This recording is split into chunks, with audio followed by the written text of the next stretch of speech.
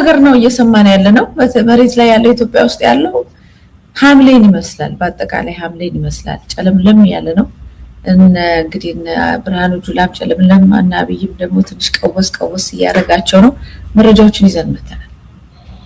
ልክ ነው መቲ ያው እንግዲህ ብዙ ነገሮች እየተሰሙ ነው በየጊዜው አዳዲስ ነገሮች እየወጡ ነው በዛሬው ዕለትም ከአማራ ክልልም ከሌሎችም ከፌደራል መንግስት ባለስልጣናትም ከወታደራዊ አዛዦችም የሰማናቸው ነገሮች ይዘን ወደ አድማጮቻችን ቀርበናል የሚገርሙ ነገሮች ናቸው እየሆኑ ያሉት የሰለቻቸው ይመስላሉ ከፍተኛ አዛዦችም አጠቃላይ ያገሪቱ ሁኔታ ለማንኛውም ሁሉንም በቅደም ተከተል ይዘናቸው ቀርባለን እንደ መግቢያ ያህል መቲ ትናንትና በመጻረ ቃሉ IOM ኢንተርናሽናል ኦርጋናይዜሽን ፎር ማይግሬሽን አንድ ሪፖርት አውጥቷል አሳሳቢ ሪፖርት ነው የኢቦላ ወረርሽኝ የመጋለጥ እድሏ ኢትዮጵያ ከፍተኛ ደረጃ ላይ ደርሷል በሚለው ሪፖርት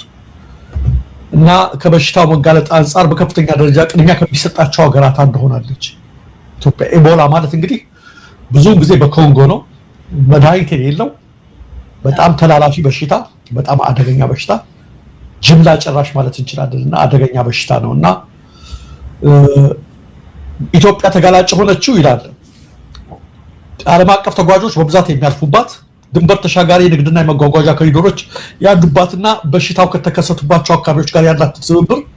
ድንበር ክፍተት ያለበት በመሆኑ ነው ይሄ ነው ምክንያቱ በተለይ በቦሌ አውሮፕላን ማረፊያ ድሬዳዋ በመቀሌና በባህር ዳር አውሮፕላን ማረፊያዎች በሞያሌ መተማ ጋላፊ ደዋሌ ፓጋክና ኩርሙክ የድንበር መግቢያና መውጫዎች እንዲሁም የድሬዳዋ ባቡር ጣቢያ አካባቢ ትኩረት ሊሰጣቸው ይገባል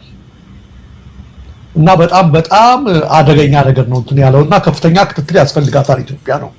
ምክንያቱም እንግዲህ ኢቦላ በኮንጎ እንኳን በየጊዜው የሚያደርገውን ነገር ሁላችንም እናውቀዋለን የኢትዮጵያው አስፈሪ የሚሆነው ለምንድነው ከምስራቅ አፍሪካ ብቻ ሳይሆን ከአፍሪካ ራሱ ቀዳሚ ከሚባሉት ከናይጄሪያ ቀጥሎ በህዝብ ብዛት ሁለተኛ የሆነች ሀገር ነች በሽታ ያናኗር ሁኔታችን ያስታውቃል ምናልባት ይሄ ኖማድ ይባል ወደ ጫፍ አካባቢ ያሉት አርብቶ አደሮች እነሱ አካባቢ ያሉት የተራራቀ ቢሆንም ማናኗራቸው ይህ በሽታ ግን ወደ ኢትዮጵያ ገባ ወደ መሐከል ገባ ከተባለ መቲ የኛ አናኗር ይታወቃል የህዝብ ብዛታችን ይታወቃል በደንባራ በቅሎ ቃጭል ተጨምሮ ነው የሚባለው ምን ያህል እልቂት የሚያስከትል ዘግናይ በሽታ እንደሆነ የታወቀ ስለሆነ በእነዚህ በተጠቀሱት ቦታዎች በድንበር መውጫዎች መግቢያዎች ላይ ጤና ሚኒስትርን ጨምሮ የሚመለከታቸው አካላት ካሁኑ ቅድመ ጥንቃቄ እንዲያደርጉ ደቡብ ሱዳን ከታየ ቆይቷል 2-3 ኬዞች ተመዝግበዋል ኢትዮጵያ ላይ ግን 3-4 ኬስ ተመዘገበ ከተባለ አለቀ ዋጋ አይኖርንምና ይሄን ነገር ማሳሰብ ያስፈልጋል ደጋግሞ ጉዳይ የሚመለከታቸው አካላት በተጠቃሚዎች ላይ ቁጥጥር እንዲያደርጉ የሚል ማሳሰቢያና ጥሪ ማቅረብ ያስፈልጋል ነው ማለት በተለይ ዩጋንዳ ላይም ከፍተኛ የሆነ ፍራቻ ነው ባይ ዘ ዌይ ዩጋንዳ ምስራቅ ኢስት አፍሪካ አካባቢ በጣም እየተስፋፋ መጣ ጥብቅ የሆነ ክትትል ነው እየተደረገለት ያለው ዩጋንዳ ውስጥ ጥብቅ የሆነ ያው ከውጪ ሁሉ ሰዎች መግባት እስኪቆሙ ድረስ ማለት ነው እንደዚሁም ራባያን በዚህ ጉዳይ ላይ የተጠረጠሩና ዛካው የነበሩ ዜጎቻችን እዛው ባሉበት እንዲታከሙ እንጂ ወደዛ ወደ ሀገራችን እንዳይመጡ እስከ ማገድ ድረስ ደርሷል በዚህ የተነሳ ብዙ ወደ ዚህ አካባቢ ቱሪስቶች ምናምን እንዳይሄዱ እየተደረገ ነው አሁን እኔ የሚያሰጋኝ እሱ አይደለም እሱ እንዳለ ሆኖ ምክንያቱም እንደዚህ ሀገራት በዚህ በፊት በሰፊው ተከስቶባቸው ዋጋ ከፍለው የጥንቃቄ መንገዶችን ዘረጋግተው ነው የሚንቀሳቀሱት አስፈላጊው የጥንቃቄ ኢትዮጵያ ውስጥ ቢገባ ማን ነው ይሄንን የሚያደርገው ኢትዮጵያ በዚህ ደረጃ የሚጠነቀቅ አስፈላጊው የሆነ እንክብካቤ ለታካሚዎች ለታመሙ ሰዎች የሚያደርግ አለ ወይስ ይሄን አጋጣሚ ተጠቅሞ ብዙ ቁጥር እንዲቀንስለት የሚፈልግ ነው አሁን ያለው አገዛዝ ስለዚህ ኢትዮጵያ ቢገባ ለናቢ ደስታቸው ይመስለኛል ከዚህ ሁሉ ቅዠታቸው የሚያርፉበት በዚህ ጉዳይ ላይ ብቻ ፎከስ አድርገው ሌላውን ወንጀላቸውን የሚሰሩበት መሸፈኛ ይሆንና የሀገራችን ህዝብ ግን አይተርፍምና በጣም አስኪ ነው ስለዚህ በየአካባቢው ነጃ ማህበረሰቡ ተቋማት እነዚህ ትናንሽ በየሰፈሩ ያሉ ተቋማት ኢንተርናሽናል ተቋማት ካላገዙ በስተቀር ኢትዮጵያ ከገባ በጣም አስኪ ነው እኔ ይሄንን በጸሎት ባለፍ ነው የሚሄድ ስጋት ነው ያለኝ ለምንድነው ትንሽ በጀትም ተመድበዋል ከዓለም ጤና ድርጅት ለዚህ ጥንቃቄ እርምጃ እነሱንም እኮ አይምራቸውም ተላላፊ ነው በዚህን ቀድዳለን ማለት ባለፈው ኮሮና እንዴት እንዳሰቃየ ታውቂያለሽ። ድሃ አላለ ሀብታም አላለ ትንሽ አላለ ትልቅ አላለ ተላላፊ በሽታ ስለሆነ የት እንደሚይዝሽ አታውቂውም። ኢቭን በአመታት እስካሁን ድረስ ነው ኢትዮጵያ እኮ ማስክ ያልተው ሰዎች አሉ። እስካሁን ኢትዮጵያ የሚያደርጓሉ እዛ ታክሲ ሲሰለፉ ምናምን አንዳንድ ቪዲዮዎች ስመለከት እዚያው ቀርቷል ማስክ በደንብ ሙሉ በሙሉ ለሌላ ነገርም ይጠቅማል። ለዛ ሊሆን ይችላል ፖሉሽን አለ የመሳሰሉት ነገር ግን ታውቃለህ ማስክ በተደረገ ጊዜ ጉንፋን ምናምን የሚባሉ ነገሮች ሁሉ ቀንሰው ነበር።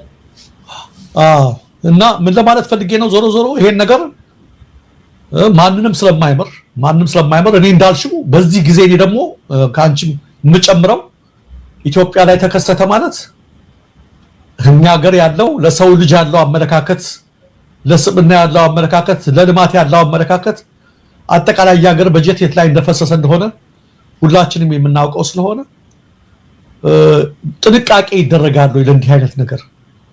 አይነት ነገር እንደው ሀብታችንን ስናደርገዋለን ወይ ነው እና የሚጠነቀቅ ያለ አካል አይመስለኝም። ለሰው ልጅ ግምት የሚሰጥ ያለ አካል አይመስለኝምና በዛ ላይ በጦርነት በተለያዩ ነገሮች ላይ ውጥረት ላይ ስለሆነ እንዲህ አይነት ነገር ከተጨመረበት ከህዝብ ብዛታችን ከአኗኗር ዘይቤያችንና ልማዳችን ሁኔታችን አቋያ የሚፈጥረው ዳሜጅ በጣም አስፈሪ ስለሆነ ለማንኛውም እነሱንም ስለማይመራቸው ሹመኞችም ከወዲሁ ጥንቃቄ ማድረጉ አመች ነው የሚል ምክርን ማስተላለፍ ነው የሚያስፈልገውና ደግሞ ሌላ ጉድ እንዳይመጣ እግዚአብሔር ይጠብቀን እንዳልሽ በስተመጨረሻ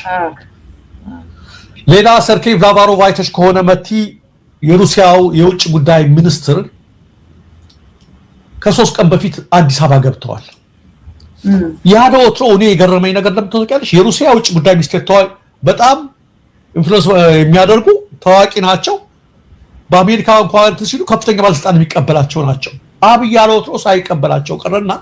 የውጭ ጉዳይ ሚኒስቴር ቃል አቀባይ አምባሳደር መለስ አለም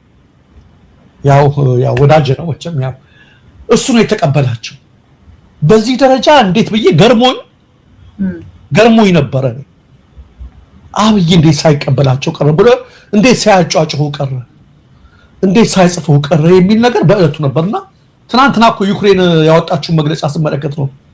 ግራ እንትን እኮ ያልኩት በጣም እኮ ነው የገረመኝና ዜናው ምንድነው አይተሻል እንትን ስለበሽ ኮነ በኋላ አብይ አግኝቷቸዋል በኋላ በቢሮአቸው ግን አቀባበል አላደረገም የሆነ እንትና ዩክሬን ለራሺያ ሲዋጉ የነበሩ ኢትዮጵያን ስም ዝርዝር ይፋ አደረገች። ዩክሬን የስለላ ተቋም ኢንተለጀንስ ተቋሙ ለሩሲያ ተሰልፏል 34 ኢትዮጵያን ስም ዝርዝር ነው ያወጣው። በጣም የሚገርም ዜና እኮ ነው። ይሄንን ያደረገው ደግሞ ይላል የሩሲያ ውጭ ጉዳይ ሚኒስትር ሰርጌይ ላቭሮቭ ወደ ኢትዮጵያ ገቡት በአፍሪካ የሚያደርጉት ጉብኝት አንዱ አካል ነው። ይህን ጉብኝታቸው ደግሞ ሩሲያ በዩክሬን ላይ በምታደርገው ጦርነት የአፍሪካ ዜጎቿን ማሰለፏ ከፍተኛ ተቃውሞ መቀስቀሱን ተከትሎ ነው። ይህንንም ስም ይፋ ያደረኩት የኢትዮጵያኑን ወደ ኢትዮጵያ መሄዳቸውን ተከትሎ ነው ይላል። እሺ ይሁን ይፋ አደረገች የ34 ኢትዮጵያን ስም ዝርዝር። ለካ አብይም አየሽ ያደፈጠው ያልተቀበለው አመጣጣቸው አስፈርቶታል። እዛ ደግሞ ምዕራባውያን እንትን ሊዱ ነው እነሱ እንዳያዩበት እኮ ነው ለባበቀው እሱ ደብቆ በቃ እኔምና እንደናንተው ነው በዚህ እንትን በማለታቸው ይሄን አልደገፍኩትም የለውበትም እንደውም ያው አቀባበል እንኳን አላረኩላቸው በኋላ እንትን ምናምን የሚል ነገር ነውና እንደዛ ያላስጨው በፈረስ ያልተቀበላቸው በተለያየ በፈረሰኛ በክብረ ዘር ምናምን እንትኑም ላይ ያልደጠፈው ማህበራዊ ትስስር ገጹ ላይ ለምንድን ነው ብዬ ነበር በእውነት ነው ልጅ ትናንትና የዩክሬንን ይሄንን መግለጫ እስከማይድረስ እርሳቸው መሄዳቸውን ተከትሎ ወደ ኢትዮጵያ መቅናታቸው ነው ይህንን ማውጣት ይህን መረጃ አስፈላጊ ነው ብለን አምነንበታል ይላል የዩክሬን ኢንተለጀንስ ተቋም ባወጣው ልክ ግራቸውን ጠብቆ ኢትዮጵያ 34 ዜጎች የኢትዮጵያ 34 ዜጎች ከሩሲያ ጋር ሆነው እኛን ይወጉ ነው ብሎ ስም ዝርዝራቸው ይገርምሻል ከነ እድሜያቸው ከነ ስም ዝርዝራቸው ነው የተወጣው እና ሚኒስትሩ አዲስ አበባ መግባታቸው ምክንያት ማድረግ ለሩሲያ ተሰልፈው የሚዋጉ 34 ኢትዮጵያን ስም ዝርዝር ይፋ ለማድረግ ነው የተወሰነው። ከነዚህ ውስጥ 3ቱ ሞተዋል ከ34ቱ እንደ ኢሮፓያን አቆጣጠር ዲሴምበር 24 ቀን 2024 8ቱ ኮንትራት ፈረሙ ለመዋጋት ሴፕቴምበር 1 ቀን 2025 ደግሞ 10ሩ ኦክቶበር 30 ቀን 2025 በተመሳሳይ 9 ሰዎች ኮንትራት ፈረሙ። ይሄን ፈርመው ነው ለመዋጋት የሄዱት በእጃዙር ከመንግስት ጋር ሳይሆን በእጃዙር በሰዎች አማካይነት ፈረሙ ነው የሚለው እና ዲቴል ከነስማቸው ነው ያወጣው እና አብይ ያልተቀበላቸው መምጣታቸው በምንም ነገር እንዳይንጫጫ የተደረገው ዝም የተባለው ችግር ስላለበት እንደሆነ ጉብኝታቸው አሁን ነው የገባኝ ለማለት ነው መቲና አናቀው መቼም አብይ ጉድ እንዳያረገ ነው ደግሞ ሌላ ጋር ተጣልቶ አንዱ ገብ የማይገባው መቼም አይገባበት የለም አሁን ራሻ አሁን በዚህ ደረጃ የወታደር ጥረት ኖርባት ነው ከኢትዮጵያ ወታደሮች እንዲኬዱላት የተደረገው ወይስ አብይ አህመድ እኔ ከናንተ ጋራ ነው የምቆመው እኔ እንደዚህ ነኝ የአባት ሀገር እንደም ወታደሮች ልክላችኋለሁ ግዴላችሁን በኔ ሆነባችሁ ልላክና ከናንተ ጋር አብረን እንሰለፍ ብሎ ከራሻ ጋራ ያለውን ግንኙነት ለማጠናከር ልኮ ሊሆን ይችላል እንደምታውቀው ዩክሬንን በጣም በከፍተኛ ገንዘብም በብዙ ቁሳቁስ እየረዱ ያሉት መላው በሚባል ደረጃ የአውሮፓ ሀገራት ናቸው አሜሪካኖችም ያደርጋሉ ያው ከትራምፕ ጋራ ያው እየተጨቃጨቁ ነው እንደውም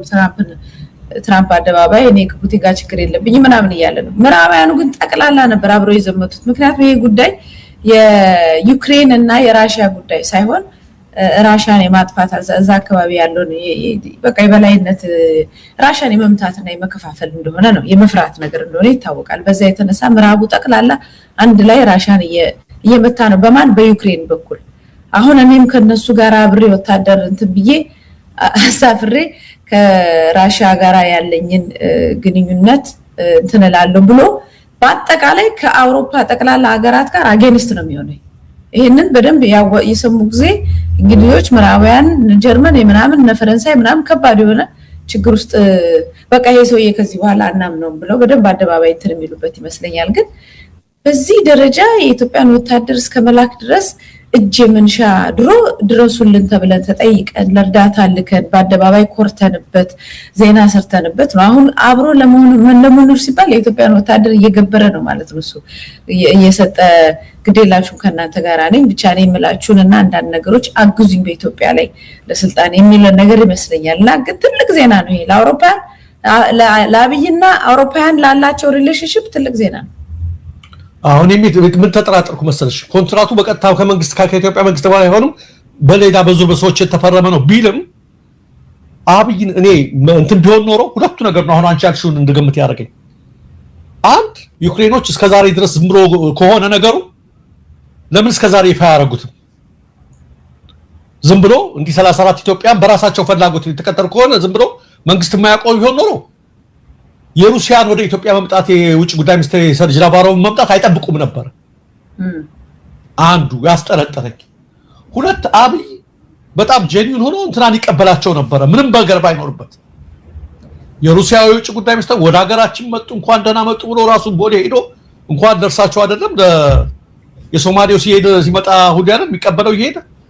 ሄዶ ተቀብሎ ገንቢ ውይይት አደረግን የሚል ምናምን በእንትኑ ያሟሙቀው ነበር አንድ አብይ አልተቀበላቸው ነገሩን ጸጥ አሰኘው ምን ያለበት ምን አይችልም ነው የሚባል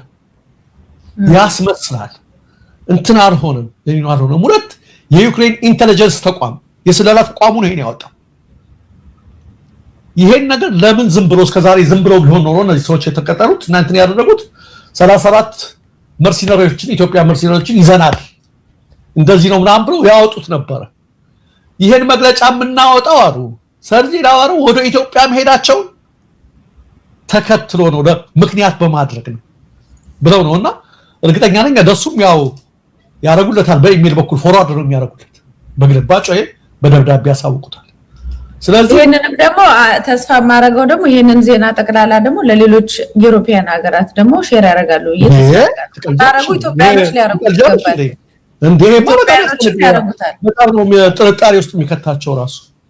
ግን አብይ ራሱ የሚያስጠረጥር ነገር ነው ያደረገው ራሱ አሁን ካቀባበሉ ማቀዝቀዝ ከምናምን አኳያ ውስጥ መለከቸው እንደዛ የሚያደርግ ነገር ነው ያደረገው የሚለውና በዚህ በኩል ደግሞ መቼም ጊዜ ሲጣላ በትራይ ቆርጥ የሚያደርጋል እንጂ ነገር እንዳይጥም ነው ደግሞ አንገቱን እንዳያንቅ ራሱን ለማለት ነው ሌላው ትናንትና አንቺም ያነሳሽው ነገር ነው በትግራይ አባቶች ላይ የተፈጸመውን ጥቃት አስመልክቶ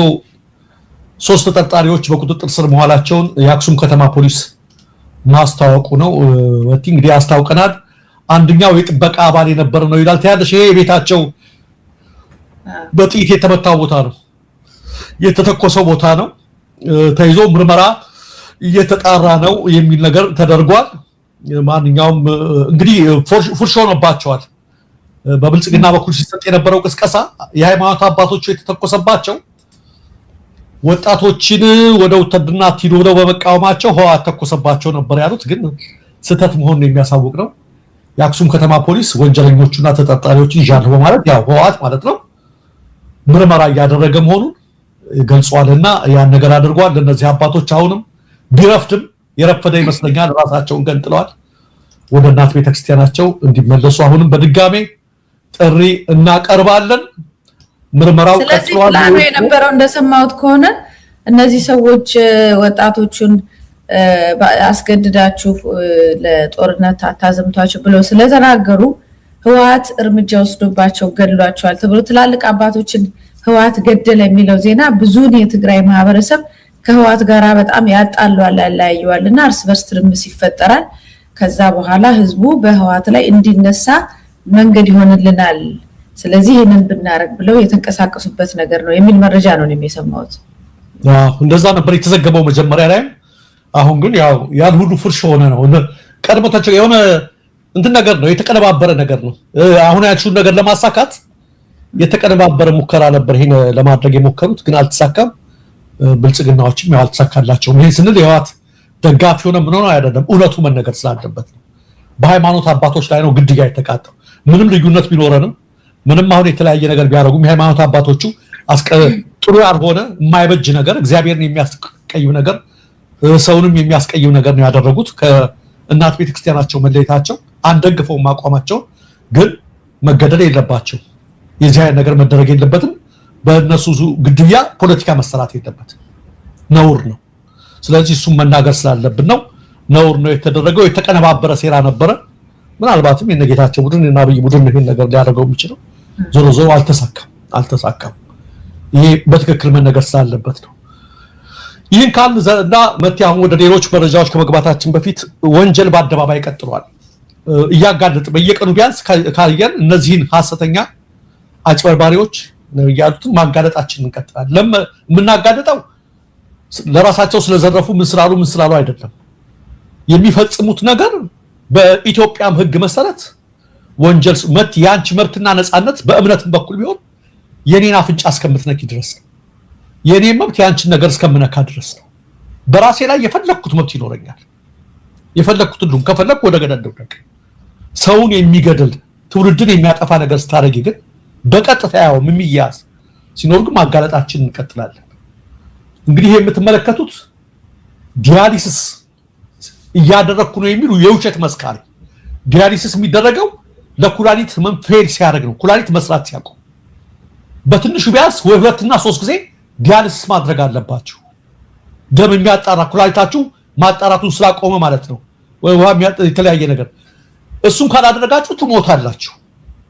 ብዙ ሰዎች ይሞታሉ። እንደው ዋጋው በጣም ውድ ስለሆነ ለዲያሊሲስ ማድረጊያ ገንዘብ ያጡ ያለፉ ወገኖቻችን ቁጥር ቤት ይቁጠረው። አደገኛ ነው። የኩላሊት ትራንስፕላንት እስከሚደረግ ድረስ በዚህ ነው የሚያቆዩት። ውድም ነው እና ይህን የሚያረጉ እጅግ ሺዎች ኢትዮጵያ ውስጥ አሉ። ካሁን በፊት የዛሬ 2-3 ሳምንት ኦክሲጅን ነቅሎ ሰው የገደለውን አሳይተናቸዋል። ያ ነው ወንጀል ብላችሁ። ይሄ ደግሞ የሚያደርገውን እንመልከተው አብረን። ከፈለክ በምግብ ሶፍቱም ብለው ሂጅ በሰላም። ኩላሊት ተበላሽቶ የመጣ ሰው አለ እዚህ ውስጥ? ማን ነው? ምንድን ነው ያንተ? ይውጣ ተብሎ አይወጣም። ይኸው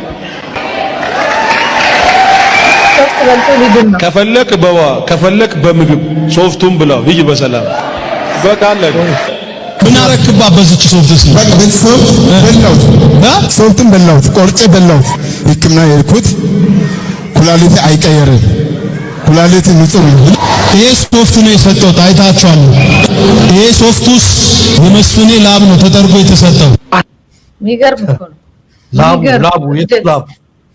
የሚገርም እብደት እኮ ነው። የሚገርም እብደት ውስጥ ነው የገባ ነው። እኔ በእውነት የኢትዮጵያ ሕዝብ እንደው ይሄን ነገር ብሎ ማያቆመው ከሆነ ይሄ እኮ ሀገር እኮ እየገደሉ ነው ያሉት እኮ እኔ እኮ የገረመኝ እኮ የነሱ እኮ እብሪት እኮ አይደለም እንደውም ሶፍት ነው እኮ የሰጠው እኮ አይደለም ኩራት ነው የተሻለ የኔ ላብ ነው የመስፍን ላብ ነው የቆሸሸ ላቡን ማለት ነው ሲባል ማይቷልና ዲያሊሲስ የሚያደርጉ ብዙ ሺዎች አሉ ኢትዮጵያ ውስጥ የተጨነቀ ሰው መቲ እዚህ መጣስቲው እዚህ ገሊያዋቂ መጣስቲው በምልክት የሚያምን ነገር ይሆናል ሰው ይጨንቀዋል ሲጨንቀው ገንዘብም ሲያጣ እስኪ እኔም ልሞክረው ይላል አንዳንዱ ደባደፈው ኦክሲጅኑን ነቅሎ ለሞት ይዳረጋል ዲያሊሲስ ካላደረገ አንድ ኩላሊት ህመምተኛ እድሜ አይኖረው እስኪ እኔም መሄድ ልሞክረው ብለው ለአንድ ሳምንት ለሁለት ሳምንት እስኪ ሶፍት እንብላ ብለው ቢሄዱ ሊሞቱ የሚችሉ ሰዎች ናቸው የታዩኝ የተያዘ ሰው ያን ከማድረግ ስለማይመለስ ይሄ እድል ይያለ እንትን የሚለው ይሄን ግመንጋውን ታዩ ሁለት አጭበርባሪው ራሱ ይሄ አሁን እኔ በሆን ኖሮ የመጸዳት አካል ቀጥታ የሚይዛቸው ሁለቱንም ነው መሰከርኩ ያለውንም ይሄንንም ነው ማለት ልክ መሰከርኩ ያልከው ሜዲካል ሂስትሪውን አንጣ አሳየኝ ቀጥታ እዛ ሆስፒታል ወስደህ የህመምተኛ እንትንን ያወጣህበትን ካርድ የተመረበርክበትን ምርመራ ከነ ዶክተሮቹ ምርመራው ይቀጥላል ማለት ነው ልክ ይሄን ስታደርጊ ይሄ ወንጀል ይቆም ነበር አሁን ለምን አመለኩ ይያልን አይደለም ተሳለቁ በእግዚአብሔር ላይ እየተሳለቁ ምን አምልኮ እኮ አይደለም ሶፍት ነው የሚል የኛ እንጅንትናችን እንጂ ያው ደሬራ ሰው የሚመስላቸው ያርጉ በፈለጉ በእግዚአብሔርም ላይ ቀልዱ እሱ ዋጋውን ይሰጣቸዋል እኛ አሁን እየተናገርን ያለነው በሰው ህይወት ላይ እየፈጸሙት ስላለ ወንጀል ነው ስለዚህ ዘርፈዋል ዝረፉ ተብለዋል ተፈቅዶላቸዋል ሱቅ ከፍተዋል በየቦታው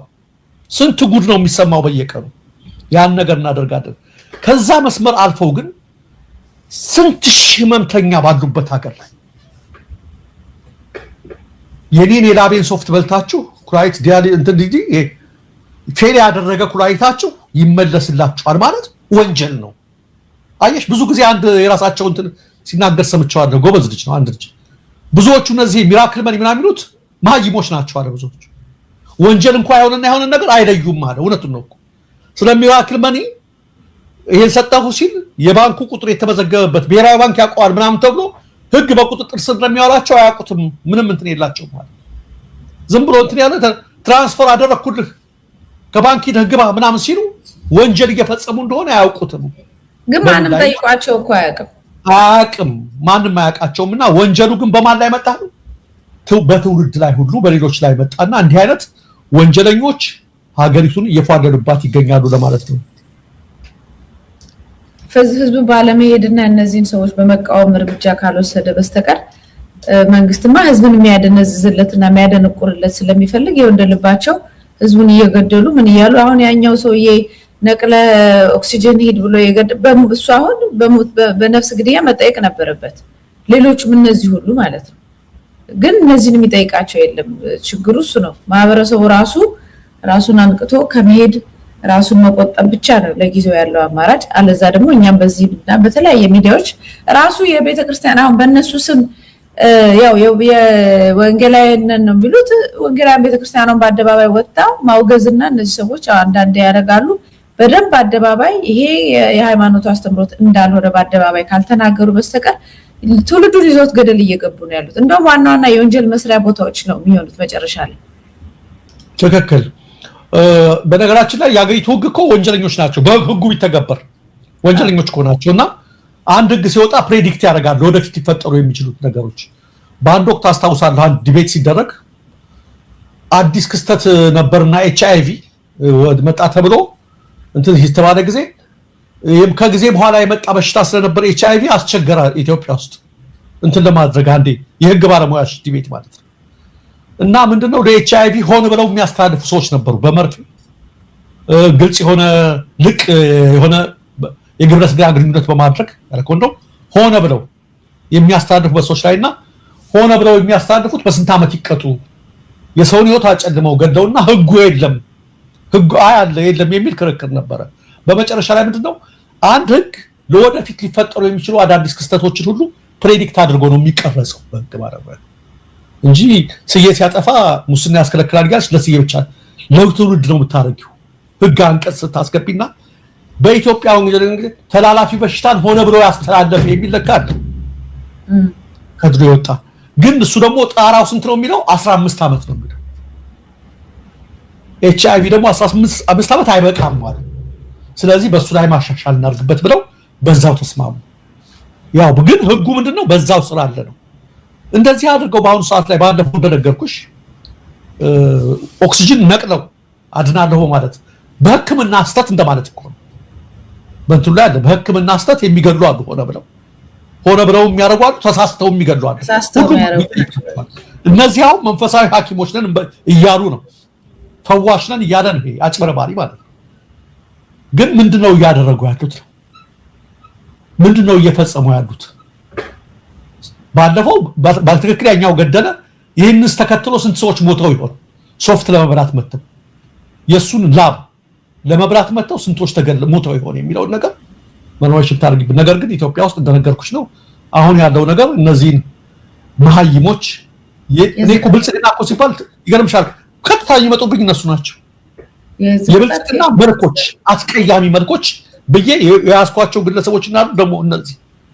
ብልጽግና ስርዓት ሲባል የሆነ ነገር ሲባል በአእምሮሽ ይመጣ ነገር አይደል ትዝ የሚልሽ ፊትሽ ላይ ድቅ እንደሚለው እነሱ ናቸው ይመጡ የበዓል መስገጃዎች የተስፋፋበት ዘመን የአብይ አህመድ ዘመን የጥንቆላ ዘመን መንፈሳዊ ጥንቆልና የተስፋፋበት ዘመን መንፈሳዊ ጥንቆልና የበዓል አጸዶች አጭበርባሪዎች አንቺ አንድ እኮ ነብይ በሐሰት ከተናገረ እግዚአብሔር ያልነገረውን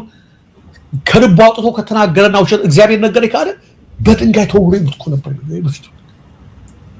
መጽሐፍ ቅዱስ ማለት ነው እንደዚህ ድፍረት ታዩ በፈጣሪ ላይ ያለውን ድፍረት ያለውን ጥጋብ ስግብግብነት በእግዚአብሔር ስም ተሸፍነው የሚያደርጉት የቢዝነስ ውጭ በሪል ስቴት በምናምን ይያልሽ ያለውን ነገር ስትመለከቺ እሺ እሱን ሲዝረፈዋል እንደፈለ በዚህ ደረጃ ግን ሲመጡ አደገኛ ነው ትውልድ የሚገድል ነው የሰውን መብት እየገፈፉ ነው ነፍስ እያጠፉ ነው ብለን ልንጮህ ይገባል ከማለት ነው ልክ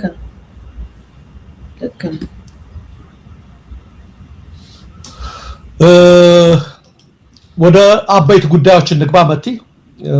ምናልባት ጎርፍ ማጥለቅልቆና እንደው ለመግቢያ ማለት ነው ጎርፉ ብሷል ለካይኮሪደሩ አይደል አዎ ይዞት የመጣው ነገር ነው አባይ ተሻግሮ አባይ ያለው ሞትና በሌት አንድ አይደለም ወይ ያሉ ነው የገርጂና የኮተቤ ነዋሪዎች ጎርፍ ከደሏቸው በጣም እኮ የሚገርም እኮ አዎ ሌሎች ባሶችም አሉልሽ ይሄው እዛ እነዚህ ከተማዎች እየከፋ ነው የመጣው ይሄ ኮንዶም ገና መግቢያው ነው መቲ ክረምት ገና እኮ በጣም አልጣለም ገና እኮ ነው ገና ዛሬ ሐምሌ 3 እኮ ነው ገና ነው አሁን እኔ እንደዚህ ከሆነ በየአመቱ እዚህ ሀገር ታውቂያለሽ አይደል አሁን እቺ ሁለቷ ሙቀት ወራት ናት የበጋ ሳይክል አላቸው የበጋ መኪና አላቸው አንዳንዶቹ እንደዚህ ሚዛኑበት አለ እንትን ሲመጣ አለባበሳቸው ከዛ ጋር ይቀየራል ደግሞ እንደገና እንትኑ ሲመጣ ዊንተር ምናምን ሲመጣ አይተሽ ከሆነ እንደገና ሳይክላቸው ጎማው ይቀየራል ምን ይቀየራልና እንዲያ ጀልባዎችም እና እንዲህ አይነት በየአመቱ ከሆነ አዲስ አበባ ላይ ለምንድን ነው አነስተኛ ጀልባ ትንሽ ሳንቲም ያላቸው ሰዎች ያን ባለስተኛ ጀልባ ኢንቨስትመንት የማይሰማሩት እኮ የሚል እኮ ሐሳብ ይመጣል እየሰማው ነው እኔ በቃ ይሄ ነገር ቋሚ ከሆነ ውሃ ፍሳሽ የማያስተካክሉ ከሆነ ከተማዋን በውሃ አስምጠው ትልላት ከሆነ የሚፈልጉት ለክረምት የውሃ መጓጓዣ ላይ ያስፈልግ ነው ማለት ነው በእርግጥ እኔ የሚያሳስበኝ ከመሬቱ ስር ያለው ካሜራ በጣም ያሳስበኛል ይሄ ባለፈው የተራገሩ እሱ ብቻ ትንሽ ያሳስበኛል እንጂ ሌላው እንኳን ያው ስራዬ ብሎ ግራውንድ ከፍረናል ያሉት ካሜራ የዘባራነሽ ካሜራ እግዚአብሔር ይሁን እንግዲህ መቲ ምን እናደርጋለን አሁን አብይ አህመድ እዚህ ላይ ውሃ ምናምን ሰርፊንግ መቅዘፍ ምናምን ትንሽ ቢጫወት ያው ይጫወታል አይደለ ኮሪደር ልማት ሳይክል ምናምን እንደሚጫወተው እዚህ ደግሞ ትንሽ ልጅነቱን ለመኖር እዚህ ላይ ለመጫወት ይመጣ ይሆናል አያፍርም መቼም ይሄ አይጸጽቶም ያለ ነው ምናምን ይላል አንዳንድ ሰዎች ይያሉን በአውሮፓም በመናምን ፍለድ ሲመጣ የተፈጥሮ አደጋ አይደለም የምታካብዳላችሁ ምናምን ይላሉ አይ ይለያያል ነገሩ አንደኛ ይለያያል ሁለተኛ ከተማውን ሁሉ በፎቅና በመናምን አሸበረቅ ነው ሲሉ የመጀመሪያውና ትልቁ የአዲስ አበባ ከድሮ ጀምሮ የነበረ ችግር የፍሳሽ ማስወገጃ ነው ስለዚህ አለባብሰው ቢያርሱ የሚለው ነው አሁን ዞሮ ዞሮ ማህበረሰቡ ነው እነሱ ዳመና ላይ ናቸው በሄሊኮፕተርም ሊዘዋወሩ ይችላሉ እንዴ ከዚህ በፊት በአየር የአየር አምቡላንስ ነው ምናምን አንዳንድ ነገሮችን ሁሉ ሲሉ ነበር የአየር ታክሲ ይሄ ሁሉ አስበው ሊሆን ይችላል ብቻ ይሄ ዘመን አልፈነው ምን ነጋገረው ነገር ይሆናል እስከዛ ግን ማህበረሰቡ ራሱን ይጠብቅ አንዲ ተፈገግ የምታረግ ነገር ማለች ኮደንት ከመግባታችን በፊት መሐመድ ረጲ ነው ስማቸው ፓርላማውን ያስጨበጨቡት ሰውዬ ሰሞኑ እና ፓርላማውንና ጨብጭብ ያሉት ማለት ነውና እኛም ጋብዘናቸዋል አንድ ሙዚቃ ግን ለካ ማናቸው ነው ሰውዬ የሚል ነገር እንትን ብሎ ነበርና ዶክተር ሚልኬሳ የኦህዴድ አባል ናቸው ለካ ስማቸው መሐመድ ረጲ ነው ምን ያደርጉ እንደነበር ዶክተር ሚልኬሳ ነግሮናል ሰሞኑ ያያቸው ወደ አማራ ክልል ስንመጣ መቲ በትራንትና ሁለት ዳን ደስ የሚል ነገር ተመልክቻለሁ የፋኖ ኃይሎች አይተሽ ከሆነ ወደ 5 እና 6 የግብረ ሰናይ ድርጅት የቀይ መስቀል መኪናዎችን ተቆጣጥረው ነበር መጀመሪያ እንዴት እንደሸኙዋቸው እንመልከት ቪዲዮውን ለአድማጮቻችን እናሳያቸው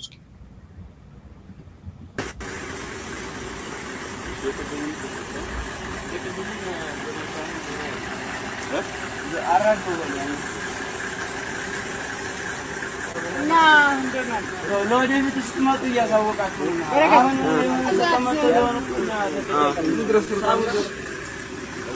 አሁን እንደምትሰሚያቸው እንግዲህ ምንድነው የሚሏቸው ያሳወቃችሁ ከዚህ በፊት ስትመጡ ነው የግብረ ሰናይ ድርጅቶች ናቸው እንደምታውቁት ኢትዮጵያ ውስጥ ተደጋጋሚ የውጭ ሀገር ዜናዎች ይታወቃሉ የኤንጂኦ ሰራተኞች ታገቱ አንዳንዴ ከዛም አልፎ የውጭ ዜጎች ተገደሉ በታጣቂዎች ምናምን የሚል ዜና ብዙ ጊዜ ስንሰማ አልፎ ሁላችሁም ስንሰሙት አይቀራችሁ እነዚህ የፋኖ ኃይሎች ግን ምን ያደርጓቸው እዚህ ያዟቸው በኋላ ቸክ አደረጉ ወታደር አለመኖሩን ሌላ ነገር አለማረጋቸው የግብረ ሰናይ ስራ ሊሰሩ መሄዳቸውን አረጋገጡ ድንገት ስለሆነ የመጡት ምናል ለወደፊት ግን በዚህ እንቅስቃሴ በእኛ በዚህ በጦርነት በሚካሄድበት አካባቢ ስትንቀሳቀሱ አሳውቁን አስቀድሙን አሁን በሰላም ሂዱ ማለት ነው ምንም ማትሆኑ ማይዟችሁ ይላል ድምጹ አንሶ ነው እንጂ እንደዛ ነው የሚሏቸው አይዟችሁ ማንንም የሚነካችሁ የለም አይዟችሁ ሂዱ ብለው ነው ያሰናበቷቸውና ማገት የተለያየ ነገር ማድረግ ብዙ ነገር ማድረግ ባህሪያቸው አይደለም ቢሆን ኖሮ እነዚህ ኤንጂኦዎች ናቸው ወኪሎቻቸው የውጭ ኃይሎች ናቸው በሽፍትነት የተሰማሩ ሰዎች ቢያገኙአቸው ኖሮ የሌሎች ቢሆኑ ኖሮ አግተው ገንዘብ ነበር የሚደራደሩት ወይም የተለያየ ነገር ነበር የሚያደርጉት እነሱ ግን ከዚህ አይነት ነገር እንደማይነካካቸው ያስመሰከሩበት አይዟችሁ ምንም አትሆኑም ብለው በደንብ አርገው አውሮታቸው ወደ መጣችሁበት ሄዶ ብለው ነው ያደረጓቸውና ይሄ ነው ዲሲፕሊን ማለት ደስ የሚያሰኝ ነገር ማለት ይሄን ነው የምንፈልገው የሚለው ለማሳየት በጣም እኮ የሚገርም ነው ሌሎቹ መኪናዎች ጋራ ያው ከፊት ያሉት ጋራ የሚመሩት ጋራ ብቻ ነው እየተነጋገሩ ያሉት ስታያቸው ራሱ ወደዚህ ራቅ ብለው ቆመው ነው ፍለፊታቸው ደቅነውባቸው ምናምንም አይደለም ራቅ ብለው በመስኮት ነው ያወራቸው ያሉት እነዛም ውስጥ እንዳሉ ናቸውና እንዳይፈሩ ሁሉ የተደረገ ነገር አለ እና እዛ ንግግሩ ላይ ለወደፊቱ ስትመጡ ብታሳውቁን ጥሩ ነው ምናምን ነው በትህትና በጣም የሚገርም ነገር ነው የሆነት እንጂ ውጣ ውረድ ምናምን እያሉ እንደው መፈተሻቸውን መጠራጠራለሁ መፈተሹ ጊዜ ጥሩ ነው በርግጥ ሌላ ኃይል ሊኖር ይችላል ስለላም ሊኖር ይችላል ግን በጣም በትህትና ራቅ ብለው እንዳይፈሩ እንዳይደነግጡ ነው ያናገሯቸው ያሉት በጣም ብዙ ጊዜ ምስክርነት ሰጥተዋል እንደምታውቁ ገብተው የወጡ ሰዎች ብዙ ጊዜ ምስክርነት ሰጥተዋል ሸኝተው ያደረሱትም አለ ከዚህ በፊትና ጥሩ ነው እንደዚህ ጨዋ መሆን በጣም ጥሩ ነው ትክክል በስተመጨረሻም ዘመነ ሱዳን ታዬ ዘመነ አስመራ ታዬ ዘመነ ገሌ ታዬ እያላችሁ ሰሞኑን ስታውሉ ነበራችሁ አንድ ዜና አለኝ ቢከፋችሁም እንግዲህ ቅር እንዳይላችሁ የቴዎድሮስስ 105ኛ ኮር 64ኛ ክፍለ ጦር መቲ ያሰለጠናቸው ትናንት አስመርቋል የሰልጣኞቹ ቪዲዮ ብትመለከቱ ይመጣል ሰሞኑን ይመጣል የተወሰነንት ያን ያህል ወጣት ሲመረቅ ሳይ እኔ በጣም ነው የገረመኝ በጣም ብዛት ያላቸው ወጣቶች በትናንትናው ዕለት ተመርቀዋል በዚህ ምርቃት ፕሮግራም ላይ የክብር እንግዳ ሆኖ የተገኘው ማን ነው ዘመነ ካሴ ነው የ14 ምናምን ደቂቃ ነው ንግግሩ ግን እንደነገርኳችሁ ረዘም ይላል እና ብዙ በጣም ጠቃሚ በተለይ ትግል ማለት ፊት ለፊት ከሚደረገው ከብልጽግና ጋር ብቻ ሳይሆን የውስጥ የድርጅት ትግል እንዳለ እርስ በርስ ከሚያጠላልፉ ነገሮች መጠቀቅ እንዳለባቸው ብዙ ምክር ወደ ሰልጣኞቹም ለሁሉም ከመክሯቸው በመጨረሻ የ3 ደቂቃ የምትሆነውን በመቁረጥ እናንተ እንድትሰሙት በሚል እሱ ነው የመረቃቸው ያደረጋትን ንግግር እኛም እንደመዝጋ መት ያቅርብላቸውና ዘመናዊ ስለከታችሁ እጅግ በጣም አመሰግናለሁ። እንኳን ለዛሬው ቀን አበቃችሁ፣ እንኳን ደስ አላችሁ ማለት ፈልጋለሁ። ከእናንተ ፊት በዚህ ቀን በዚህ ቅጽበት ስለቆም ከፍተኛ የሆነ ክብርና ኩራት ይሰማኛል። እርጌ ከደመደም የፕሪቶሪያው ስምምነት በራሱ የአማራ ትንሣኤ ፍርሃትና ድንጋጤ ውጤት ነው። አማራው ባይነሳ ኑሮ የፕሪቶሪያ ስምምነትም አይፈጠርም ነበር። ለዚህ ነው አንዳንድ ወገኖች የአማራ ህልውና ትግል የዘመናት ፍጅትና መጎሳቆል ውጤት መሆኑን ረስተው በፕሪቶሪያው ስምምነት ምክንያት የተፈጠረ ኩርፊያ የወለደው ሊያስመስሉ ሲሞክሩ ሲታይ አስቂኝና አስተዛዛቢ የሚሆነው ፕሪቶሪያ የአማራን ትግል አልወለደም። የአማራ መነሳት ፕሪቶሪያን ወለደ እንጂ ቆላም ነፈሰ ደጋ ጨዋታውን በደም ተጫውተን ስርዓቱንም እንደተረገመበት ሰይጣን አፍስዘን አስቀምጠነዋል። እጣ ፋንታውንም በምንወስደው ቀጣይ ሙሉ ለሙሉ ገፍቶ የመጣል እርምጃ ላይ እንዲወሰን አድርገነዋል። የዚህ ትብብር ስኬትና ውድቀት ግን የሚቀጥሉት ብዙ ዓመታት የእርስ በርስ እልቂት ወይንም ሰላምና ልማት ማለት እንደሆነ ሁላችንም ልንገነዘብ ይገባል። በዚህ አጋጣሚ ባለሀብት ነን የምትሉና ይህን ትግል ለማፍረስ በድለላ የተሰማራችሁ ወገኖች ታው ከፀሐይ በታች የምትሰሩት እያንዳንዱ ስራ ይታወቃል። እንኳን ከህዝብ ከጎረቤት ተጣልቶ መኖር ይቸግራልና አስቡበት፣ አርፋችሁ ስራችሁን ስሩ። በዚህ ፖለቲካ ድለላ ውስጥ የተሰማራችሁ አንዳንድ የሃይማኖት አባት ነን የምትሉ የየቤተ እምነቱ ሰዎችም ከዚህ ድርጊታችሁ ተቆጠቡ። ሌላው ቢቀር ቤተ እምነታችሁን ለሚያፈርስ ኃይል አካፋ አቀባይ አትሁኑ። ለምድርም ለሰማይም የማይሆን ነገር አትስሩ። በ80 ዓመታችሁ የ30 ዓመት ጆሮ ጠቢን አትፍሩ። በውድቀታችሁ የጣላችሁትን ዘመንና ህዝብ ልናቃና ስንደክም ደንቃራ አትሁኑ። ትንሽ እንኳን ፍሩ። ለውዱ የአማራ ህዝብ ያለምን መከራ ተሸክመሃል። እንድታልፍ እጅግ ታውጆብሃል። ከዘመናት ሞት ቀመስ እንቅልፍ በኋላ ተነስተሃል። ጠላት አንድነትህን በወንዝ ለመክፈል በጎጥ ለመተልተል እየሰራ በመሆኑ በደም የገነባውን ቤት የሙጥኝ ይባል። እንደ ወትሮ ሁሉ በተለይ ደግሞ ከቅርብ ጊዜ ወዲህ አብይ የሃይማኖት ግጭት ለመፍጠር እየሰራ በመሆኑ መዋደድህ የበለጠ መጠንከር ይኖርበታል። በየቀኑ የሚከፈለውን ዋጋ ባውቅም በነፃ ይወጣምና አይዞህ በርታ። ለመላው ኢትዮጵያስ ይህ ሰውዬና ቡድኑ በስልጣን ላይ እስካሉ ድረስ የማይጎሳቆል የማይራብ የማይታረዝና ህልውና አደጋ ውስጥ የማይገባ ኢትዮጵያዊ የለም አይኖርም። በኢትዮጵያ ምድር ላይ ቆሞ መራመድ እስከቻለ ድረስ መሬቱንም ህዝቡንም በግራም ሳይቀር እየለካ ከመሸጥና ከማጥፋት አይመለስም። ስለዚህ ሁሉም ኢትዮጵያዊ በያለበት ይነሳ።